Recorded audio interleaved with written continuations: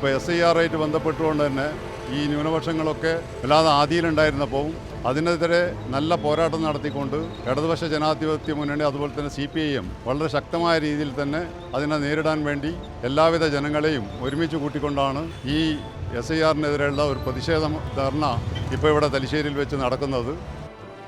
പ്രത്യേകിച്ചും ന്യൂനപക്ഷ സമുദായത്തിലുള്ള സ്ത്രീകളെ ഈ മുത്തലാഖ് ബില്ല് വന്നത് കാരണം ഒരുപാട് പ്രയാസങ്ങൾ നേരിടേണ്ടി വന്നിട്ടുണ്ട്.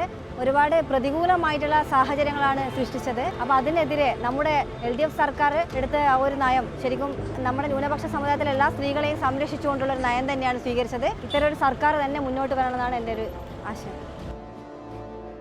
CAA അതുപോലെ തന്നെ മുത്തലാഖ് ബില്ല് അതൊക്കെ ഇന്ത്യയിലെ മതന്യൂനപക്ഷങ്ങളെ ബാധിക്കുന്ന വിഷയങ്ങളായതുകൊണ്ട് തന്നെ അത് വളരെ ഗൗരവത്തിൽ തന്നെ CPIM ഏറ്റെടുക്കുകയും അതിൻ്റെ പോരാട്ടത്തിൻ്റെ മുൻപന്തിയിൽ CPIM നിന്നുകൊണ്ട് മതന്യൂനപക്ഷങ്ങൾക്ക് എല്ലാവിധ സംരക്ഷണം നൽകിക്കൊണ്ട് അതിൻ്റെ പോരാട്ടത്തിൽ എന്നും CPIM മുൻപന്തിയിലുണ്ടാകും എന്ന് മാത്രം ഈ സമയത്ത് ഓർമ്മിപ്പിക്കുകയാണ്.